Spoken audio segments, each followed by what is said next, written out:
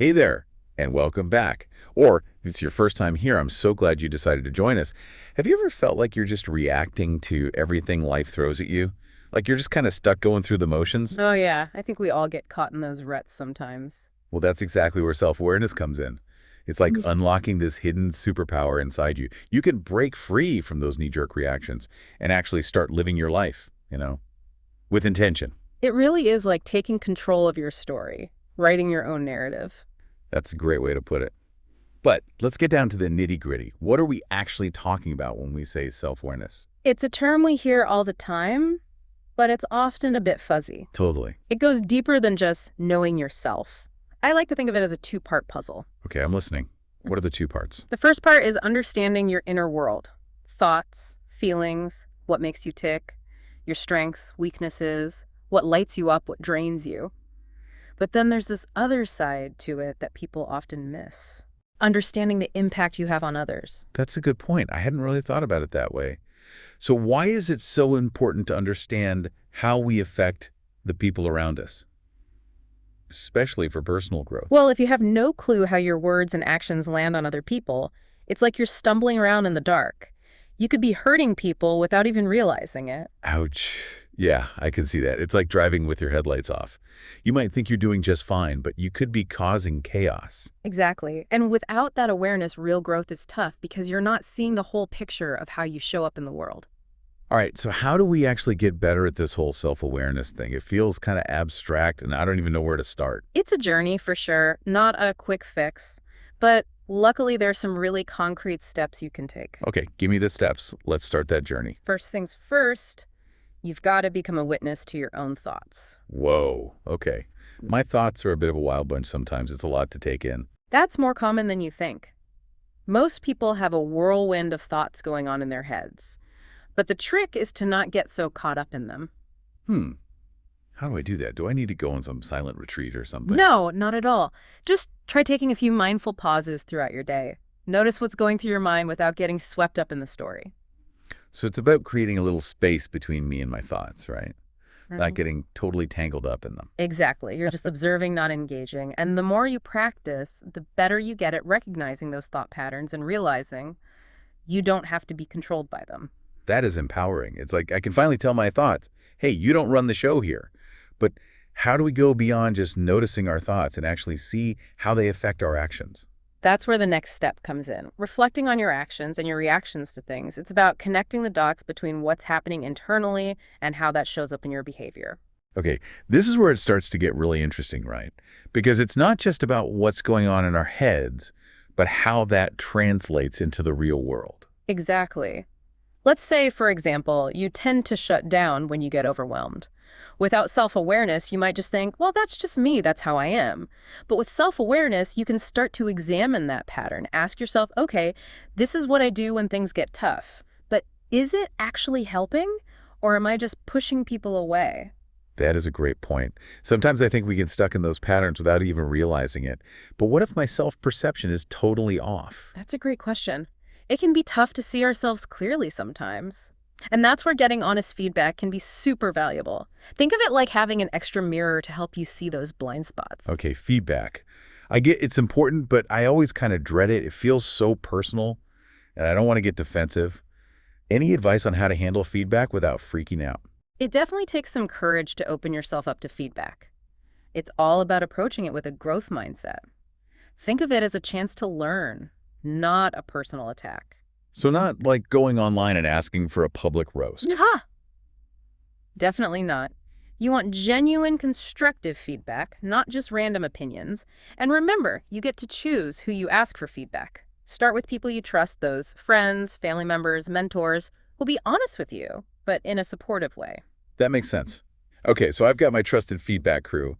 How do I actually ask for feedback without making things super awkward? Be specific and keep it about behaviors, not just your personality. Instead of asking, what do you think of me?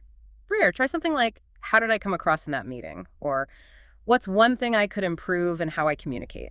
Those are really helpful examples. I'm writing this down. But let's say I do get some feedback that kind of stings. How do I keep my ego in check and not shut down the whole process? It's natural to feel a little defensive when you hear things you don't want to hear.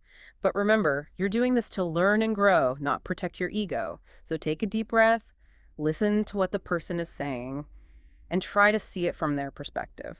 Easier said than done, but something to definitely keep in mind. Yeah, I'm feeling pumped about this self-awareness stuff. Yeah. What's our next step? What other tools can we add to our self-awareness toolkit? Let's talk about mindfulness and meditation. Okay, full disclosure, I've always been a little skeptical of this whole mindfulness thing. It seems kind of woo-woo to me.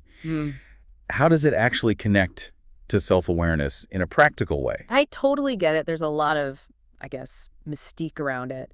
But at its core, mindfulness is simply training your attention to be present in the moment, observing your thoughts and feelings without judgment. Think of it like mental exercise, a workout for your brain. Okay, I like the mental exercise analogy. I'm all about strengthening my mind. But how does that actually translate to better self-awareness? The more you practice observing your internal state, your breath, your body sensations, your emotions, the better you get at recognizing subtle shifts in how you feel throughout the day. You become less reactive, more in control. You can respond intentionally rather than just react impulsively. So it's like building up my awareness muscle so I can catch those thoughts and feelings before they completely derail my day. That's it. You're gaining that space between something happening and your reaction to it. That's where real freedom lies. Okay, I'm starting to see the light. This isn't about escaping my thoughts and feelings. It's about learning to manage them so they don't control me. Exactly. Now let's talk about connecting all of this newfound awareness to your core values. This is where the real magic happens. Okay, so now we're more aware of our thoughts, paying attention to our actions, getting feedback, even meditating. But what's the point of all of this? How does all this awareness translate into actual lasting change? Well, your values are like your compass. They're those guiding principles that make you you. And when you know what those values are, decisions become much easier. You're less likely to be swayed by external pressures or temporary whims. You will have this internal compass to guide you toward what really matters. So it's not just about understanding ourselves better, but it's about putting that knowledge into action, Right, right. actually creating the life we want. Absolutely. It's about closing that gap between just having those aha moments and actually making changes. That makes so much sense. But how do we even know what our core values are in the first place? It feels like everyone else has their moral compass all figured out, and I'm just wandering around lost. Figuring out those core values, yeah, it's a journey for sure. It's about self-discovery. But there are some tools that can really help you along the way. Okay, tell me more. What are some of those tools? One of the most powerful ones is a simple question to ask yourself. If I could only accomplish 3 things in my entire life, what would those 3 things be? Wow, okay. That is a really deep question. But just thinking about it, I can already feel my brain working. The answer to that can really open things up. It Yeah. helps cut through all the clutter and gets to the heart of what truly matters to you. Yeah, I'm definitely going to be pondering that one later. But for now, let's take a step back and look at the big picture. Why should someone listening to this right now care about self-awareness? What are the actual benefits in the real world? Oh, there are so many. Seeing the transformations in people who commit to this self-awareness journey is truly incredible. It's like watching someone blossom. Okay, I'm intrigued. Can you give me a specific example? A story that really shows the power of self-awareness in action? Sure. I once worked with this manager who was super brilliant at his job, but completely miserable. Oh, that doesn't sound good. What was going on? His team was basically ready to mutiny. They were all walking on eggshells around him all the time. That sounds like a toxic environment. Yeah, it really was. He was a classic micromanager, always hovering, criticizing, created this atmosphere of tension and distrust. So what happened? How did self-awareness play a role in this? Well, we started working on his self-awareness, and he started realizing that his anxiety was at the root of all his behavior. He was so terrified of things going wrong that he was actually causing the very problems he feared. Wow, classic self-sabotage. Did he manage to break free from that cycle? He did. It wasn't a quick fix, but he gradually became more aware of what triggered his anxiety. And then he started putting strategies in place to manage that stress, started delegating more, trusting his team, and focusing on clear communication. I bet the team was pretty happy about that. Oh, they were thrilled. Everyone felt heard and respected, and their productivity actually skyrocketed. That's a great example of how a shift in self-awareness can have a huge ripple effect, not just for ourselves, but for the people around us. It's amazing to see, and it's not just work either. I've seen people completely transform their relationships, setting healthy boundaries, making choices that align with their true selves. Yes, making bold choices that are in line with their values. Because I think sometimes we get so stuck in our daily routines and habits that we forget we have choices at all. I know exactly what you mean. It's easy to lose sight of the bigger picture when you're caught up in day-to-day stuff, but that's what self-awareness does. It shines a light on those autopilot patterns, helps you see that you do have the power to choose differently. So it's not enough to just understand ourselves better. We have to use that understanding to actually create a more fulfilling, more authentic life. You got it. It's about aligning your actions with your deepest desires, your values, your dreams. That's inspiring, but let's be real for a second. It's not always going to be easy to stay on that path of self-discovery. There will be bumps along the way, times when we fall back into old patterns, times when our inner critic gets really loud. What advice would you give someone who is just starting out on this journey? The biggest piece of advice I can offer is be patient with yourself. Self-awareness is not a destination you reach. It's a lifelong practice. You're going to stumble, you're going to feel lost, you're going to question everything. And that's all okay. It's all part of the process. So it's about progress, not perfection. Right, exactly. Celebrate those little victories along the way, learn from your setbacks, and just keep moving forward with curiosity and compassion. I love that.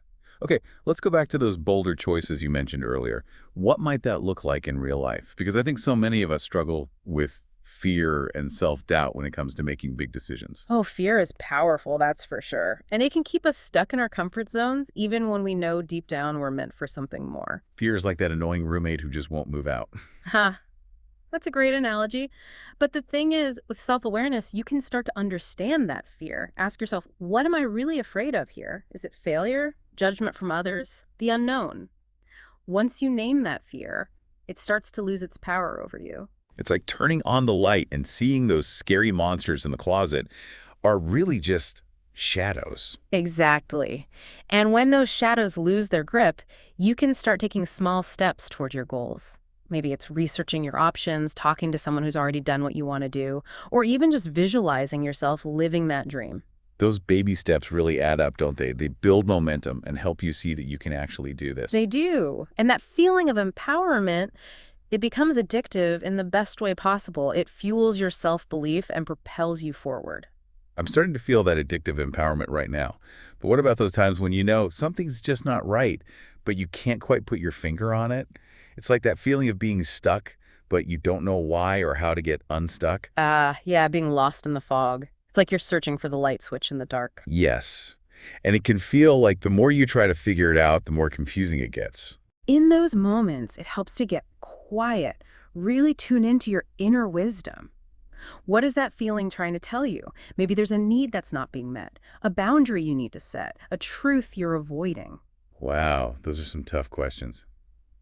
I think we often try to distract ourselves from those uncomfortable feelings instead of actually leaning into them. We do, but those feelings are like little messengers. They're trying to guide you toward a path that feels more authentic, more you. So it's about listening to those whispers instead of trying to silence them. Yes.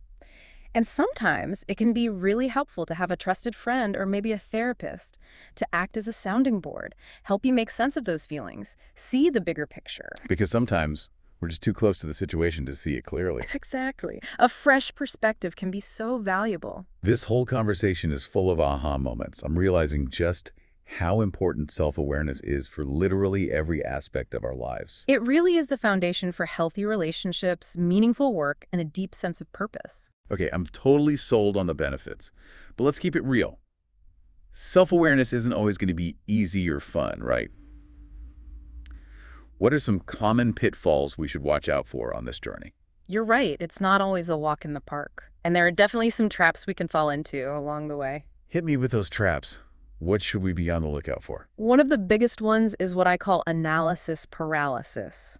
Overthinking everything to the point where you become completely immobilized. Oh my gosh, yes, I've been there. It's like you're so busy dissecting every single thought and feeling that you forget to actually take any action. Exactly. Self-awareness is about taking action, not just living in your head. So it's about finding that balance between reflection and action. You need both to make those real, meaningful changes in your life. Noted. What else should we watch out for? Another common trap is mistaking self-criticism for self-awareness. Ooh, that's a sneaky one. I think we all fall into that trap sometimes. It's easy to do. We start analyzing ourselves, and then we spiral into all this negative self-talk. And that's actually counterproductive. Yeah, if you're constantly putting yourself down, you're not going to feel very motivated to change or grow, are you? Exactly. Self-awareness is about understanding yourself with compassion, not judgment. It's like you're a kind observer, not a harsh critic of yourself. Yes. Treat yourself with the same kindness you would offer a close friend. That's such good advice. Okay, any other pitfalls we should keep in mind? One more that comes up a lot is comparing ourselves to others. Oh, that's a big one. Especially in today's social media obsessed world, it's so easy to get sucked into the comparison game. It is. But as they say, comparison is the thief of joy. It distracts you from your own unique path, makes you feel inadequate. So true. It's important to remember that everybody's journey is different. Exactly. Focus on your own progress, celebrate your own wins, and don't get bogged down by what other people are doing. All of this is such great advice. Those pitfalls are important to remember because they can really mess things up if we're not careful. They can, but by being aware of those traps, you can navigate the whole self-awareness journey with a lot more grace and ease. I like that grace and ease Yay. because this is a journey, not a race. Exactly. Enjoy the process of discovering yourself and growing. Speaking of growth, I'm Mhm. curious, what's one area in your own life where you've seen the most significant impact from practicing self-awareness? That's a good question. For me, it's been in my relationships. I used to be very reactive, especially in conflict situations. Oh, I feel that. I can definitely relate. But as I've become more self-aware, I've learned to pause before reacting. Take a deep breath, really listen to what the other person is saying, even if it's difficult to hear. That is such a valuable skill because it's so easy in those heated moments to just fire back with a defensive response. It is, and that usually just escalates the conflict. Self-awareness has helped me have those more productive, more compassionate conversations, even when things get tough. That's really inspiring. It gives me hope that even those of us who are naturally more reactive can learn to respond with more thought and care. Absolutely. It definitely takes practice, but it's so worth it. Okay, we've talked about the benefits, the steps to take, the pitfalls to avoid. Are there any specific tools or techniques you recommend for deepening our self-awareness beyond the ones we've already covered? There are so many great resources out there. It really comes down to finding what works for you. But one technique that I personally find incredibly powerful is journaling. Oh, journaling. I love the idea of it, but I have a hard time sticking with it. I always get overwhelmed and quit after a few days. Any tips for making it a more regular practice? Keep it simple. You don't have to write pages and pages every day. Just start with a few minutes each evening to reflect on your day. What went well? What challenges did you face? What are you grateful for? Kind of like a brain dump. Exactly. Just get it out of your head and onto paper. It's amazing what comes up when you give yourself that space to process. I can see how that would be helpful. Are there any specific journaling prompts that you like to use? One of my favorites is, what am I grateful for today? It's so simple, but it's a powerful way to shift your focus to the positive, even on those tougher days. I love that one. I'm going to add that to my list. Yeah. Any other techniques that you find particularly helpful? Another one is mindfulness meditation, which we touched on earlier. Right. I'm still a bit fuzzy on how to actually do it, though. Could you walk me through a simple mindfulness exercise, something I could try right now? Absolutely. Find a comfortable seat, close your eyes, and take a few deep breaths. Now, bring your attention to your breath. Notice the rise and fall of your chest, or maybe the feeling of air moving through your nostrils. Okay, I'm doing it now. It's actually pretty relaxing. It is. And as you focus on your breath, you're going to notice that your mind will wander. That's totally normal. Just gently guide your attention back to your breath without judging yourself. So it's about training your mind to stay focused. Exactly. And the more you practice, the easier it becomes to notice when your mind is drifting and to bring it back to the present moment. This is so helpful. Okay, last question before we wrap up this amazing conversation. What's the most surprising thing you've learned about self-awareness on your own journey? Good question. I think the most surprising thing for me has been the realization that self-awareness isn't just about looking inward, it's also about connection. Connection. Tell me more. The more self-aware I become, the more I see how interconnected we all really are. The things we do, the words we say, the energy we put out, it all has an effect on the world around us. Wow, that's deep. So it's not just about understanding ourselves in isolation. It's about understanding our place in the larger web of life. Exactly. And that realization has made life so much richer and more meaningful. That is beautifully said. It's like self-awareness isn't just a personal growth tool. It's actually a superpower for creating positive change in the world. I love that, a superpower. Because it really is. When you understand yourself, you can understand others better. And when we understand each other, we can build bridges instead of walls. This conversation has been incredible. I feel like I've got a whole new set of tools for developing self-awareness and living a more intentional life. I'm so happy to hear that. Just remember, this is a journey, not a race. Be kind to yourself. Enjoy the process of discovery and growth. Okay, and to our amazing listeners, thank you for joining us on this journey of self-discovery. We hope you found some valuable insights. It's been a pleasure sharing this with you. And remember, the world needs what you have to offer. Keep shining your light, and we'll see you next time. That's powerful stuff. Thinking about all the challenges we face, the conflicts, the division, the lack of empathy, makes you wonder It really does. if a lot of it comes from people just not understanding themselves very well. Yeah, I think so. So let's zoom out for a minute. Okay. What happens when more people embrace self-awareness? What could that actually look like in the real world? Imagine workplaces where people are more tuned into their own emotions, Yeah. more aware of how they're impacting their colleagues. Right. You'd have less conflict. Makes sense. Communication would be smoother. Collaboration would be easier. Okay, I can see that. Less office trauma, Mhm. more getting stuff done. But what about beyond work? Families, communities, even global relationships. Mm. How could self-awareness make a difference there? Well, think about it. Families where parents are more in touch with their own triggers, so they can respond to their kids with more patience. Communities where people actually listen to each other, even when they don't agree.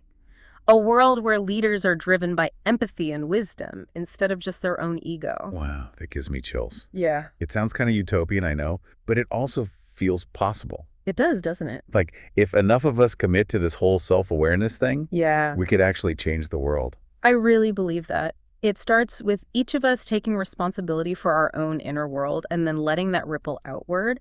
And it's not about being perfect, it's just about making a conscious effort. So we're all connected, and by working on ourselves, we're actually contributing to something much bigger. Exactly. It's like tending to your own little garden, knowing that it's part of this whole ecosystem. I love that.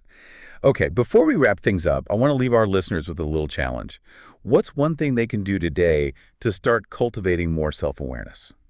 Pick one of the things we talked about and try it for a week. It could be journaling, mindfulness meditation, asking for feedback, or even just taking a few minutes each day to pause and check in with yourself. Start small, stay consistent, and notice what happens. That's a great challenge. And remember, it's a journey, not a race. Yeah. Be patient with yourself, celebrate those small wins along the way, and most importantly, have fun with it. Exactly. Discovering yourself should be an adventure. Couldn't have said it better myself. And to our wonderful listeners, thank you so much for joining us on this exploration of self-awareness. We hope you found it helpful. It's been a joy to be here with you.